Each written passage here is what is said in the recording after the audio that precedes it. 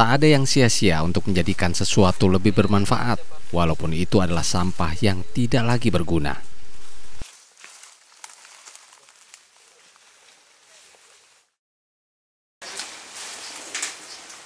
Mereka mencoba mengolah sampah organik menjadi sesuatu yang menguntungkan dan bermanfaat melalui pemanfaatan teknologi yang terus mereka kembangkan.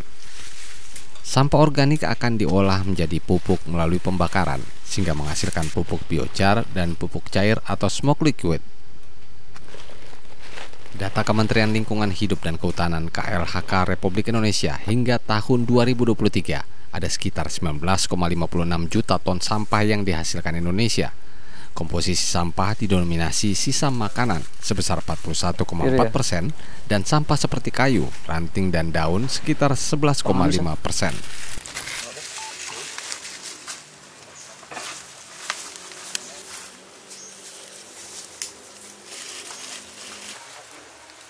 Hal itu menandakan kurang lebih 50% sampah yang dihasilkan merupakan limbah biomasa atau sisa hasil pertanian, kehutanan, industri pangan, dan limbah organik lainnya yang jika tidak dikelola dengan benar dapat menimbulkan masalah lingkungan. Memanfaatkan inovasi teknologi melalui alat pirolisator, sampah organik dibakar dalam tungku dengan suhu tinggi. Proses pirolisis memanfaatkan alat pirolisator menjadi salah satu metode pengolahan sampah organik menjadi produk bernilai dengan mengurai sampah menjadi gas, bio-oil, dan arang dengan menaikkan suhu secara drastis tanpa oksigen. Pembakaran pirolisis dapat berlangsung dalam berbagai tingkatan suhu, mulai dari pirolisis rendah sekitar 300 hingga 500 derajat Celcius, pirolisis menengah dengan suhu sekitar 500 hingga 800 derajat Celcius, hingga pirolisis tinggi atau suhu di atas 800 derajat Celcius. Sementara itu, menggunakan alat pirolisator menengah, pembakaran tidak sempurna dapat dilakukan dengan suhu antara 250 sampai dengan 350 derajat Celcius selama 1 hingga 3 jam. Sisa hasil pembakaran sampah organik ini menghasilkan arang atau biochar yang syarat unsur karbon untuk diaplikasikan sebagai pembenah tanah. Bahan baku terbaik dari biochar adalah limbah atau sampah organik seperti tempurung kelapa, sekam padi, kulit buah, sampah sayuran, dan sampah organik rumah tangga lainnya.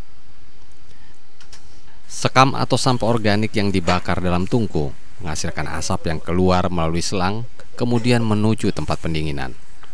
Dari tempat pendinginan kemudian akan keluar cairan berwarna kuning atau smoke liquid yang digunakan sebagai pupuk cair organik. Untuk penerapan biochar ini dari mesin reaktor yang kita buat itu, kami awalnya menggunakan pipa yang 3 inci. Dari 3 inci ini, dari bahan bakunya mulai sekam, ranting, kita melakukan pembakaran seharian itu hanya menghasilkan setengah botol kurang smoke liquid. Jadi smoke liquid itu sedikit. Sementara arangnya itu yang dihasilkan tidak sampai 2 liter. Nah, kita buat lagi dalam bentuk drum. Dalam bentuk drum kita buat, alhamdulillah bagus ya, itu bahkan bisa sampai 2 botol yang 500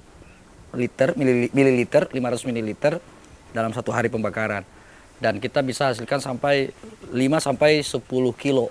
Ini tergantung bahan baku arangnya. Tapi ini arang ya, bukan abu, karena yang kita gunakan ini adalah arang. Jadi sebelum benar-benar hangus bahannya, itu kita hentikan proses pembakarannya, lalu kemudian kita lakukan penyaringan, pencacahan, dan lain sebagainya.